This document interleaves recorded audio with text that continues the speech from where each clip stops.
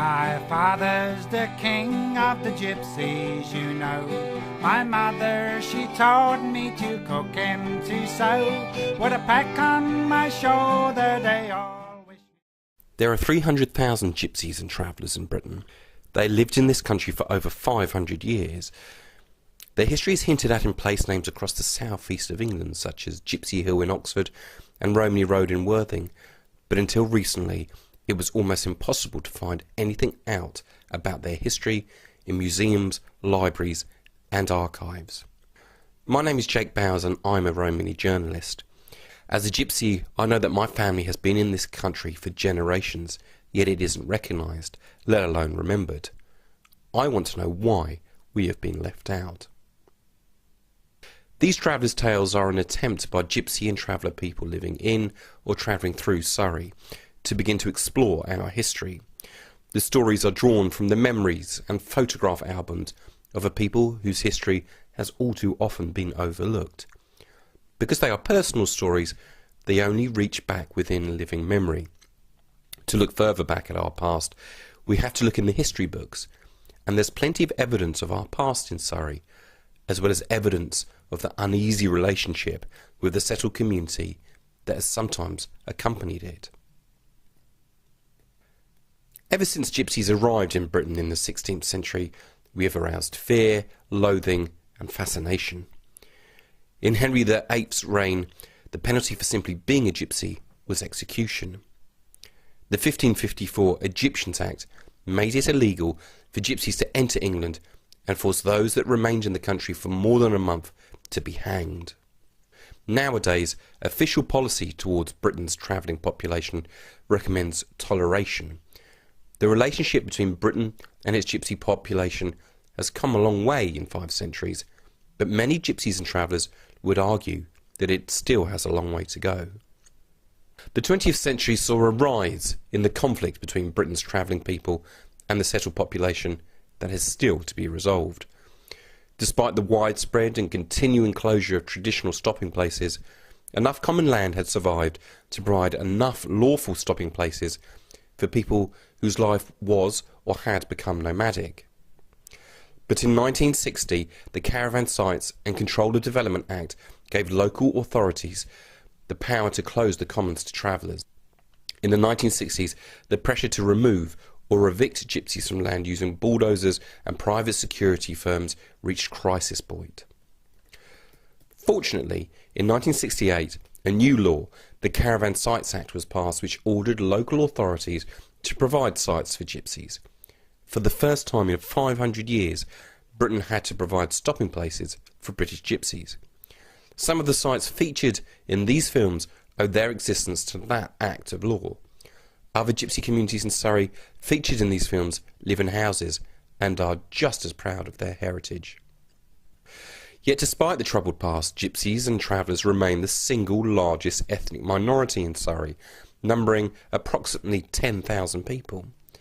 As local communities across Surrey come to terms with the need to find somewhere for gypsy communities to live, these films remind us that Surrey's gypsy and traveller community has a past that must be remembered when discussing its future.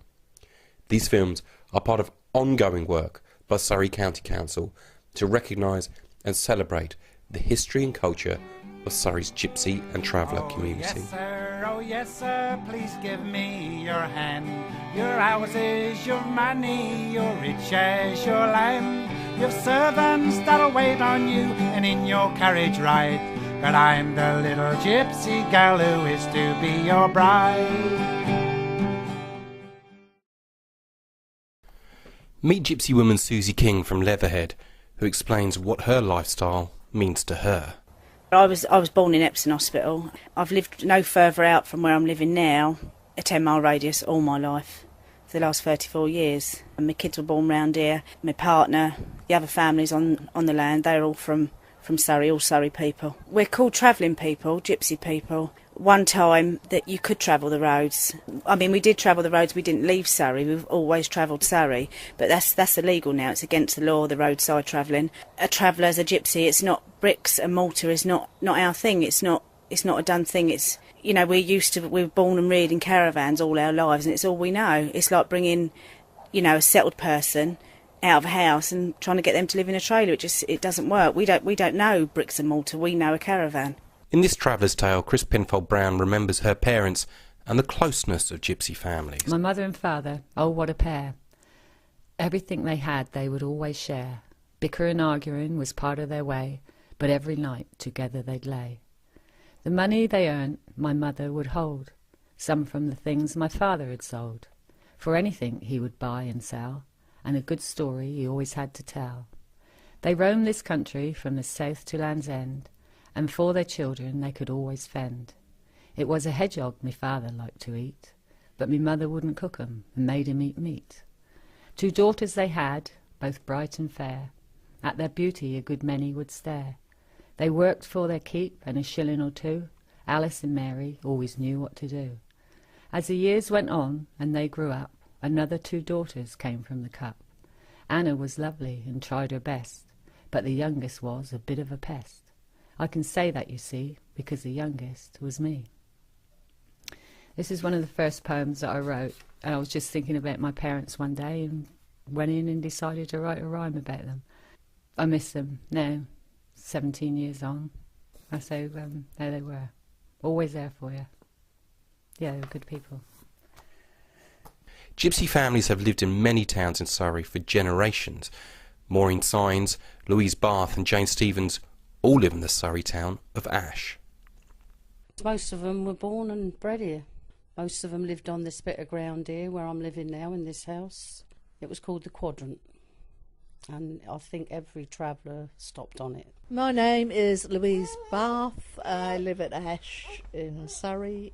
Travelled all over the place, so I spent a lot of time in New Zealand. And my mother, she was Ocean Doe, and she married my father, Hubert Bath, and they settled in Ash. Oh, they used to travel all over the place and do all sorts of work, and my father ended up doing evergreens, cutting the trees and used the foliage for making wreaths, and that was all sold up at Covent Garden, lorry loads of that. Many of them came from the Quadrant. Nearly all the gypsies in those days had their own little plot of land to live on. Eventually, each time each one moved away, my father bought all the plots and he ended up owning all the plots of land. Jane Stevens, and I live on the acre. I've been here since 1974. But before that, we was down the old border, where all the travellers lived down there. And I was there for about 4 years. And then before that, I was on the trailer site next door to it. It was a travellers' trailer site, and it was travellers who lived in the old border. And so then we got moved off the Quadrant, a lot went into the border places that lived on the Quadrant. Well, it was called Surrey Border because you're right on the border of Surrey and Hampshire. I think over the years it was a stopping place because they knew they could come and go as they pleased. They'd go away in the summer to work and come back there in the winter. So, or if they wanted to pull in, they was travelling on, they'd come there then. There weren't many 2 people that stayed there very long. They was always on the move. I was born here. I was born just up the road because my dad was in the army then. My dad couldn't get used to living in the house, so he rented the yard. It's still the Quadrant, but it was a bit of ground on our own, because my dad used to have 3 horses. So we had a paddock there for the horses and a yard to live in. And we used to have square tents on there. And a lot of travellers settled down now, haven't they? Got their own places. We're still travellers. But gypsies aren't the only travellers living in Surrey. Sue Peake is from the showman's community. I'm Susan Peake and I'm a showman, and I run kiddies roundabouts and hot food stalls on the fun fairs. Our lifestyle is exactly the same. We live in caravans. Our culture is very similar, but show people run fun fairs, whereas gypsies do groundwork, roofing work and other jobs. Showmen are more westernised than the gypsies. When our children are born, we give the baby silver, because that's lucky for the baby. When we have a new stall, the first pound we take, we screw to the side of the stall, and that's never spent. The same with gypsies. When they have new caravans, they go in and they put money in the bottoms of the cupboards. Anybody that visits that new van puts money in the bottom of the cupboards, and show people do the same. Our culture is very much the same. We don't allow dogs indoors. It's just a thing that we've never done, dogs or cats or pets, because we believe that our homes are really not big enough to have animals in. Gypsies and show people are the same that way. Our kitchen sink, we never ever use our kitchen sink for anything other than washing our pots and cleaning our vegetables. And we have a separate bowl for cleaning the vegetables. Our dishcloth that we have, we never use for anything other than wiping our kitchen counters and our table with. What we call house people, they use their sink for washing their dogs' bowls in, for shaving in, for washing their babies in, for washing their shoes in. If an outsider was to come and use that, have a shave in it or wash their hands in it, or use that dishcloth, the dishcloth would be chucked in the dustbin and the sink would be unscrewed and a new sink put in. If a gypsy or a showman was ill, they can't assess the local doctors very well or the local hospitals very well because they're not accepted.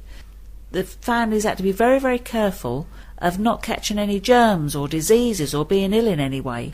Being clean in our kitchens stems from that. You only get a dicky tummy from your kitchen or bad food. And this is why we're very, very particular about our kitchens and our food. Ladies and gentlemen, the show is about to begin. You're coming in. Across the world, gypsies have always been well known for their musical ability.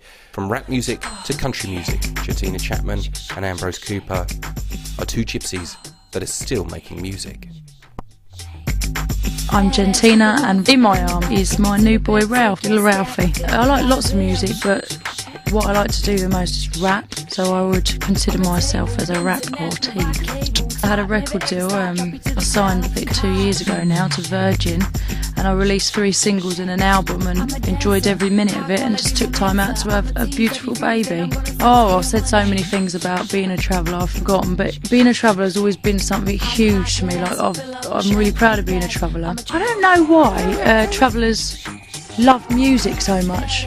It just seems like every traveller sings, or at least one member of every traveller's family plays a guitar. They just absolutely adore and love music. I've fallen into it because I'm exactly the same, just love it, love a bit of music.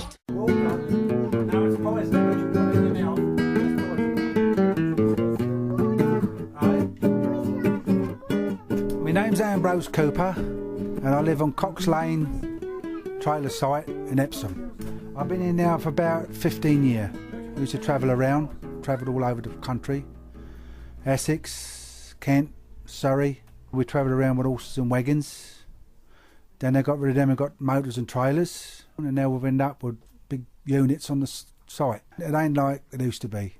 Years ago the travellers would have a fire outside and they'd all stand round and have a chat. Fry the grub outside on the old pots and pans, and you don't see that anymore now. It's finished. It's finished. Nobody knows about the traveller's blues till you start to travel round. Them old policemen won't let you stay. They move you from town to town. They'll move you here and they'll move you there. They'll just move you anywhere. This is when you say, why did I start this travelling life? Nobody knows but me. Well, there was all sorts of singing around the farm. My dear old granddad used to play the violin because he used to get his living with it. He used to go busking with it years ago. They'd make a fire up and they'd get a bit of ball to tap dance on, and he'd play the fiddle, all jigs and reels on the fiddle. And that's what was your entertainment. Make a tambourine of the toffee tin and they'd have a mouth organ. And that's how it was. Well, the trouble is now, I mean, everything's already made for you. You've got the CDs, the backing tapes and everything, and the karaokes. So the music's already there, you know what I mean? People don't play guitars and fiddles and accordions like they used to. Because the younger generation is growing up with CDs and karaoke machines. So the music's already there for them. It's all right, but it's not real music, is it? It ain't like making your own stuff. And when I was a little boy, I'd say, let me have a go at your banjo, grandfather. He'd say, no, son, that's a violin. And it always got me interested in music. And then when I got old enough, I got myself a guitar, and I listened to Jimmy Rogers records and tried to copy Jimmy Rogers. That's what I taught myself. Jimmy Rogers taught me the guitar.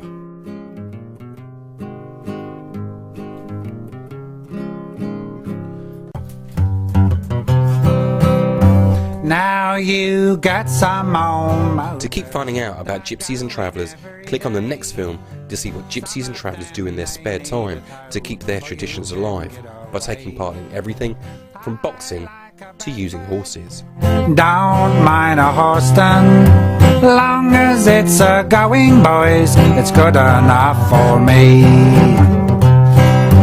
I jumped in my old lorry, drove it up Orspin, then outside the gun. Up there I see poor old Colo, he said he's had everyone. Little Nelson Barton had an old Bedford van, said I'll give you 10 to chop, so boy I smacked his hand.